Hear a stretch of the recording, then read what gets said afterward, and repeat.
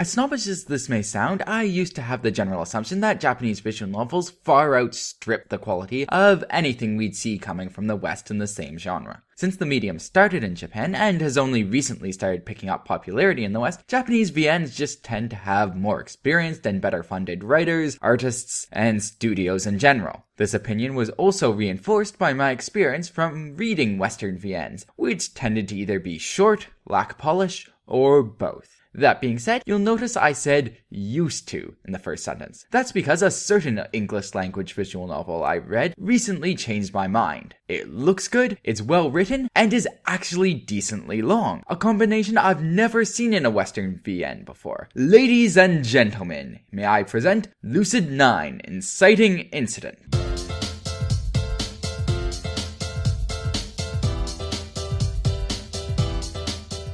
Lucid9 takes place in a Japanese private high school in the near future of some parallel version of Earth. There's some small changes in technology and politics, but nothing that makes it majorly different from our own Earth. The story starts out with us watching the aftermath of a graphic murder from the perspective of the murderer, then switches to a sweet, innocent high school slice of life story, which then trends back towards more of a murder mystery type affair when students at the school start going missing, and are then later revealed to have been rather gruesomely killed. We get to observe this whole thing from the eyes of Yama, a rather cynical high school student who's suffering from a smart mouth, and also more seriously, a certain amount of PTSD. Basically, our time is split between watching Yama hang out with his friends, and trying to solve the mystery hanging over his school. Also, lest you be misled, I should mention that after the graphic introduction at the beginning of the story, it's very easy to forget its darkness in the warm glow of the story's great humor, fun side plots, and budding relationships you see develop. This is a trap, and you will get a rude awakening. This story is certainly not happy all the time, and has some really disturbing scenes that will brutally squash any warm fuzzies you were feeling earlier. I really like the characters in this story, a statement I can make for a scant few VNs. They're all well written, have a good amount of character depth such that I can't properly just summarize them in a few stereotypes or tropes.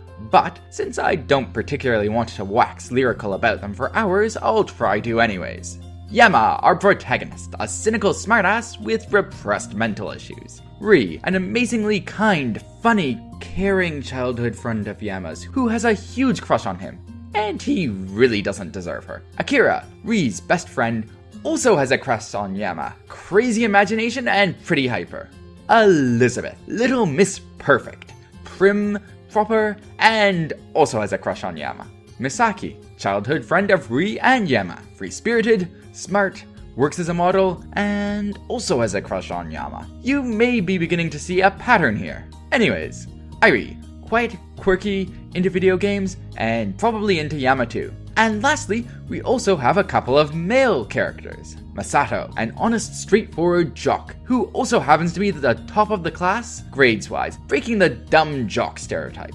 And Yahiko, an airheaded rich boy, who is the closest thing this series has to a comic relief character. I'm really not doing any of the characters justice here, but most of them have backstories that are way too long to explain. I guess that's just the curse of reviewing a story that actually has a well-written cast.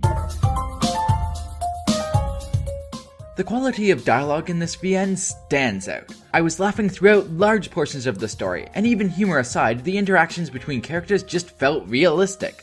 Never stiff or forced. Honestly, the quality of dialogue, humor, and relationship building in this story is such that it could have easily just been a slice of life story without all the mystery stuff going on, and it still would have been a good read. That being said, the mystery element of this story is also done very well and takes the story up yet another notch. There's plenty of potential candidates who could be murder suspects and a fair amount of clues that lead to different conclusions, making it an interesting puzzle to solve for the readers. Enough information is given that it is possible to be able to figure out who the culprit is before the protagonist does in the storyline, but only if you're paying really close attention. The story always keeps enough likely suspects to make it far from obvious. Well, to be frank, the biggest problem with this VN is the ending. What has been released as Lucid9 Inciting Incident is the common route for Lucid9, with the devs stating that they'll be releasing a future patch with the heroine's routes. As such, what you get right now ends on a cliffhanger. Now, that'll be fixed eventually, but given that the devs took 2 years for the first part of the story, it could be a while till we see that patch. Also, I was somewhat traumatized by the events that took place right before the game ended. I won't comment on them here because that would be major spoilers, but I'll have a section talking about it right at the very end of my video after the conclusions for those who've already read the story. Other than that, I just have a couple minor complaints. The visual novel is lacking voice acting at the moment, but the devs said they'll be getting it in a later patch. Also, getting a bit more nitpicky, Lucid9 has no music that really stands out. I'd say its soundtrack does its job well enough most of the time, but for some of the more emotional moments of the story, there's no song there that really captures the mood properly. Honestly though, I'm really reaching here for things to criticize because this story is really good. To everyone who's still watching this review, look, this game is free on Steam. It's really well written, it has a good art design, and a great story. Stop watching this review now and go and just download it. You won't regret it. There's a link in the description below to Lucid9's Steam page. For anyone who comes to this review having already read Lucid9 and is looking for something else to read, I would recommend, well, actually, I haven't read that much that is really similar. Jisenjo no Mao has the same detective games thing going on, but virtually none of the comedy high school slice of life stuff. And while Rewrite has comedy, high school slice of life, and mystery, it winds itself well away from that into more of an urban fantasy as it progresses. Anyways, both of them are still good stories to tide you over. Now, this very last bit will be going into really major spoiler territory. For everyone who's leaving to avoid spoilers, thanks for listening. Cheers! So yeah, as anyone who's already read Lucid9 will probably have guessed, I'm going to be complaining a bit about Ri's death here. I think my biggest problem was that it was so predictable. She had enough death flags pinned to her that I was surprised that she could even move. It made it so painful when the writers were building up her character, because I got really attached to her, but yet at the same time was just waiting for her to get killed off. Then, after the climax of the story, when Ri actually survived, I thought, maybe I was wrong, maybe she will survive. And then right before the story ended, the writers finally killed her off. And gruesomely at that. I'm going to have this image stuck in my mind for a while now, even if I'd rather not.